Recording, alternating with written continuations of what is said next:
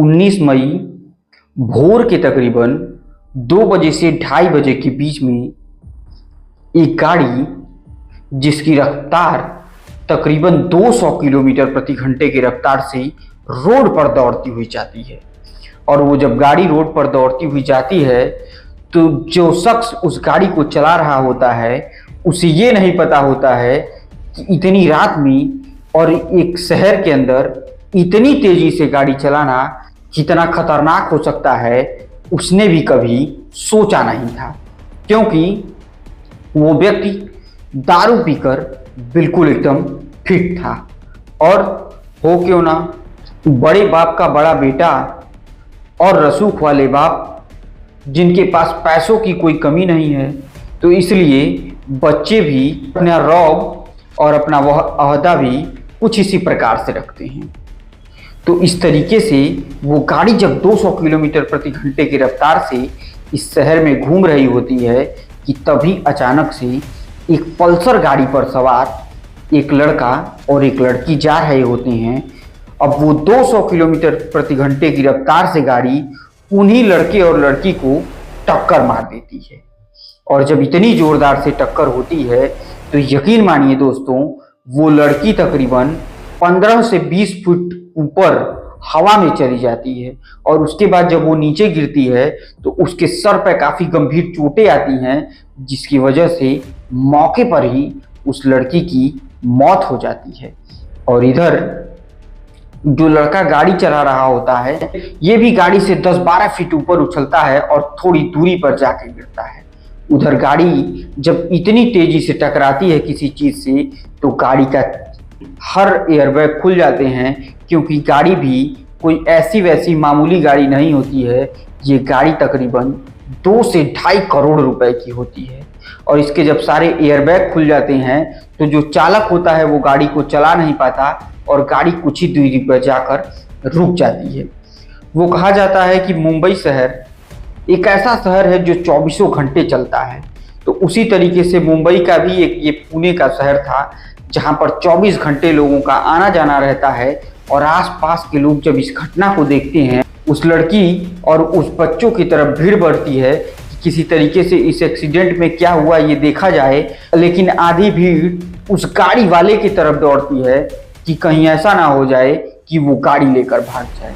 अब एयरबैग खुल जाने की वजह से उस गाड़ी में 2 शख्स बैठे होते हैं, जिसमें से एक आदमी तो मौका देखकर फरार हो जाता है, लेकिन जो गाड़ी चला रहा होता है वो उसी एयरबैग के बीच में फंसा रहता है।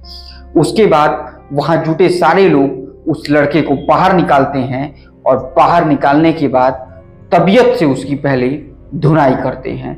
और जब देखते हैं कि वो लड़का दारू पिया हुआ है तो उसकी और अच्छे से धुनाई की जाती है। लेकिन तभी वहां मौके पर पुलिस आ जाती है और पुलिस उस लड़के को अपने गिरफ्त में लेती है और थाने लेकर चली जाती है। जब एक्सीडेंट हुए इन दोनों लोगों को हॉस्पिटल में ले जाया गया तो वहां पता चला कि इन लोगों की मौत हो चुकी है। अब इतनी दर्दनाक मौत जिसकी कल्पना इन लोगों ने खुद ही नहीं की होती है। अब जब ये लड़का थाने में पहुंचता है तो इससे पूछताछ शुरू की जाती है, क्योंकि ये दारू के नशे में था ही। और रौब से जैसे इसने अपने बाबा का नाम बताया कि मैं SK अग्रवाल का पोता हूँ, इतना सुनते ही पुलिस वाले भी हिल जाते हैं और इस बच्चे को तुरंत पानी पिलाते हैं। और पानी पिलाने के बाद आगे की खातिरदारी शुरू करते हैं।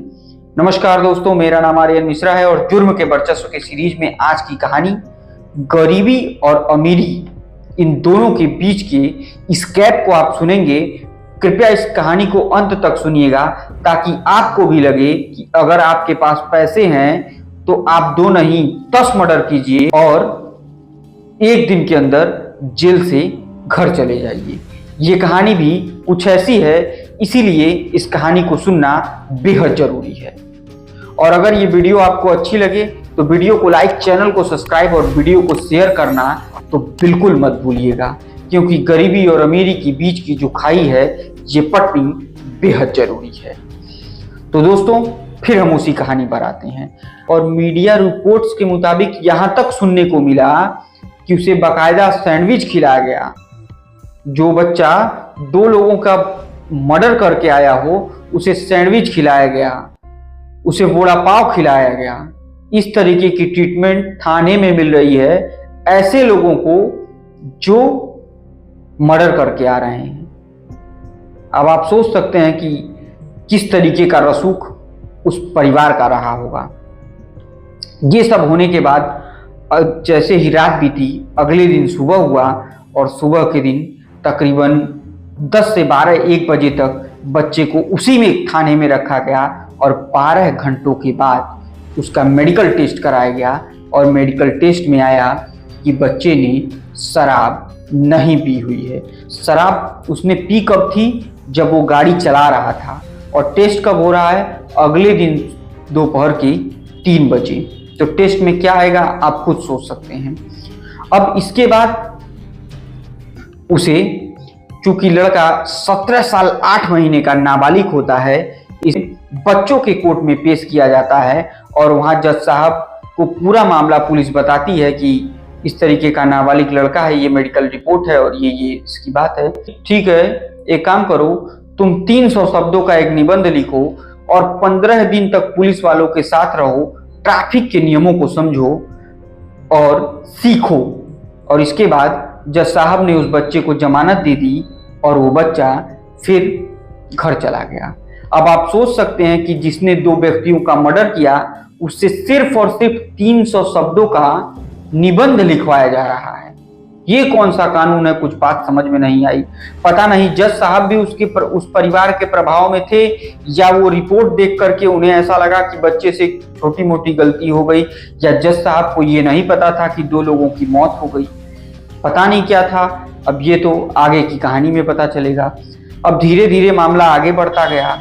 अब ये पूरी बात उस पूरे इलाके में फैलती चली गई कि जिस बच्चे ने 2 लोगों को अपनी गाड़ी से उड़ाया उसे 300 शब्दों का निबंध लिखवा कर छोड़ दिया गया। अब ये तो खबर मानो आग की तरफ फैल गई।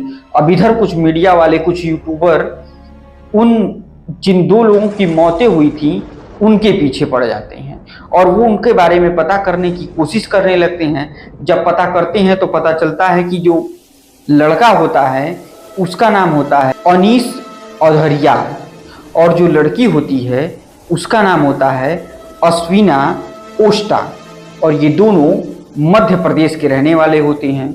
अब जब मध्य प्रदेश के रहने वाले होते हैं, इनके परिवार को पता चलता है तो परिवार में तो मानो कोहराम मच जाता है और परिवार के लोग आनंद फानंद में पूरे आते हैं, अपनी FIR दर्ज कराते हैं उसके खिलाफ जिसको जमानत मिल चुकी होती है। अब ये मामला धीरे धीरे गर्माता चला जाता है। क्योंकि ये अनीस जो होता है ये परिवार का इकलौता कमाने वाला होता है। और सोचिए दोस्तों, जिस इकलौते कमाने वाले लड़के के वजह से एक घर चल रहा हो, अगर उसकी कुछ इस तरीके से मौत हो जाए तो उस परिवार के दिल पर क्या गुजरेगी। ठीक यही हाल उस लड़की का भी था और लड़की के परिवार वालों का भी रो रो कर बुरा हाल हो गया था, यहाँ तक कि वो लोग मीडिया पर कुछ बोलने लायक नहीं थे। इस तरीके की समस्या हो गई थी इन दोनों घरों में। और इधर इस पूरी घटना की वीडियो सोशल मीडिया पर पड़ी और सोशल मीडिया पर जैसे ही ये वीडियो पड़ना शुरू हुई, इस कदर वायरल होना शुरू हुई कि राहुल गांधी ने सीधे ये सवाल देश के प्रधानमंत्री नरेंद्र मोदी से पूछा कि अगर आप पैसे वाले हैं तो क्या आप 2 लोगों को मारो और 300 शब्दों का निबंध लिखो और सीधे घर चले जाओ, और अगर यही ट्रक ड्राइवरों से हो जाता तो उन्हें तो 15 साल की सजा और न जाने कितने का जुर्माना ये सब भरना पड़ता। और ये सब सुनने के बाद मामला गर्माता चला गया और ये मामला धीरे धीरे राजनीतिक रूप ले लिया।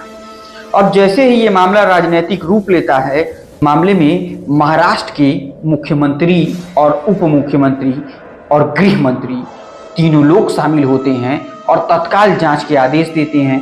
क्योंकि चुनाव का समय है, जरा सा चूक इतनी भारी पड़ सकती है कि उस पार्टी को इसका खामियाजा अपनी हार से चुकाना पड़ सकता है। इन्हीं सब मामलों के चलते तत्काल प्रभाव से एक्शन लिया गया तुरंत वहां के कमिश्नर को सीएम के द्वारा निर्देश दिया गया कि मामले की और उच्च स्तरीय जांच किया जाए और जांच करने के बाद उस बच्चे के ऊपर तत्काल कार्रवाई की जाए।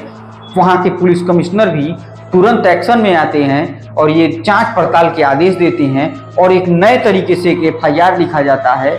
एफआईआर भी जिन लोगों के खिलाफ लिखा जाता है उसको सुनकर आप भी बेहद चौंक जाएंगे। पहली एफआईआर तो उसके पिता के नाम पर लिखी जाती है कि उन्होंने अपने नाबालिग बेटे को गाड़ी चलाने की परमिशन कैसे दे दिया।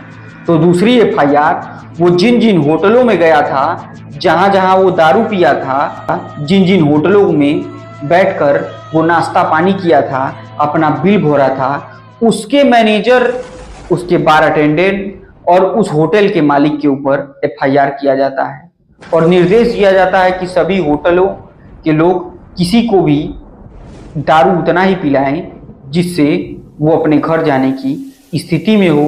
अब एक बात और बेहद जानना जरूरी है कि लड़का इतनी रात को आखिर 2:30 बजे रात को आखिर करने क्या गया था। तो पता चला कि लड़के ने अभी अभी 12वीं की परीक्षा पास की और परीक्षा पास करने के बाद उसके दोस्तों ने कहा कि पार्टी दो और वो पुणे के शहर में ही एक बार में जाता है रात को और वहाँ पर ये सब लड़के मिलकर दारू पार्टी करते हैं। उस जगह पर तकरीबन 48 से 50 हज़ार रुपये का बिल आता है और बिल भरने के बाद इन दोस्तों का भी मन और नहीं भरता है तो फिर ये एक दूसरे होटल में जाते हैं और वहाँ भी ये सब धूम मचाते हैं और तकरीबन 2 बजे के आसपास ये लोग होटल से निकलते हैं।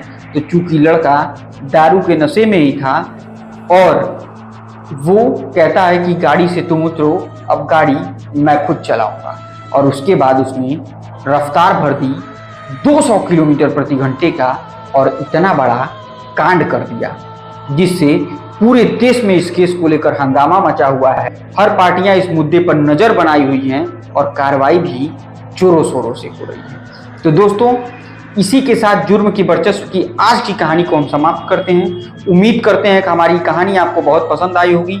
पसंद आई तो वीडियो को एक लाइक, चैनल को सब्सक्राइब और वीडियो को शेयर करना तो बिल्कुल मत भूलिएगा। तब तक के लिए मुझे दीजिए इजाजत। जय हिंद, जय भारत।